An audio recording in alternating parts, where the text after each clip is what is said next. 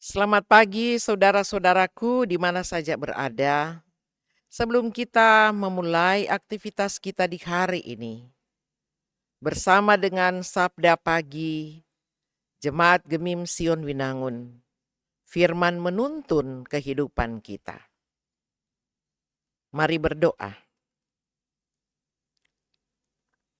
Kami menghampiri Engkau Tuhan dalam syukur terima kasih. Boleh berada di hari yang baru ini. Aktivitas, kegiatan dan rencana kami hari ini, Tuhan Maha mengetahui. Tapi kami mengawalinya dengan firman sebagai tanggung jawab orang percaya. Di dalam nama Tuhan Yesus. Amin. Lukas 24 ayat 37 sampai dengan ayat 38. Dari pembacaan ini diberi judul atau tema, jangan ragu tetapi percayalah. Mereka terkejut dan takut dan menyangka bahwa mereka melihat hantu. Akan tetapi ia berkata kepada mereka, "Mengapa kamu terkejut? Dan apa sebabnya timbul keraguan-raguan di dalam hati kamu?" Saudara, kita hidup di tengah-tengah dunia dengan perkembangan ilmu dan teknologi informasi yang membuat semua peristiwa yang terjadi di tempat yang terpencil sekalipun dengan cepat dapat kita ketahui. Bahkan dunia dapat mengetahuinya. Begitu juga dengan berita, apakah itu berita baik, berita benar, atau berita salah, atau berita keliru, dapat dengan cepat juga beredar di dunia maya. Hal ini tentunya membuat kita supaya menjadi orang-orang yang kritis, yang dapat membedakan mana yang benar dan mana yang salah. Karena itu, kita mendengar berita apapun juga, hendaknya check and recheck, dan cross dan cek. Dalam arti kita harus mengetahui dengan pasti sebuah berita atau peristiwa baru untuk kita lanjutkan berita itu kepada siapapun juga. Murid-murid Yesus, ketika melihat Yesus adalah guru mereka yang tiba-tiba hadir di tengah-tengah mereka, mereka terkejut, mereka takut, dan menyangka bahwa ia adalah hantu. Sebab yang ada di pikiran mereka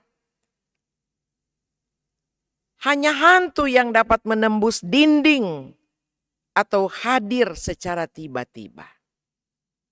Tidak mungkin manusia biasa.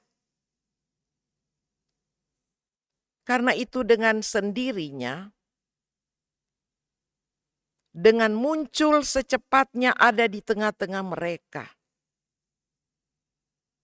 dan dapat beralih dari satu tempat ke tempat yang lain. Murid-murid yang tadinya senang dengan kehadiran Yesus Kristus, sekarang mereka diliputi ketakutan yang mendalam. Dan Yesus berkata, "Mengapa kamu terkejut?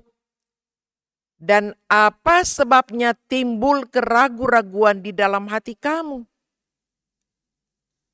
Sebelumnya Yesus Kristus pernah mengatakan kepada para murid-Nya bahwa anak manusia harus mati dan akan bangkit pada hari yang ketiga.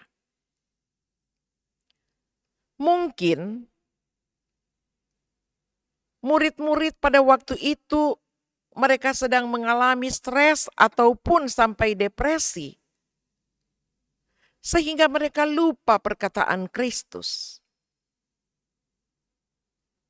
yang membuat mereka ragu apakah benar Yesus sudah bangkit. Juga mungkin meragukan tuturan dari para perempuan yang pergi ke kubur Yesus dan menjumpai kubur itu kosong. Sikap ragu-ragu ini yang tidak mau mengecek kebenaran akibatnya menimbulkan ketidakpercayaan. Itulah yang menjadikan para murid Yesus Kristus. Mereka sudah melihat Yesus yang hadir di tengah-tengah mereka, tapi mereka pun masih meragukannya. Saudaraku, belajar dari hal ini, maka sebagai pribadi dan keluarga Kristen, orang percaya, kita diajak untuk tidak perlu ragu akan janji Tuhan Yesus Kristus dalam hidupnya.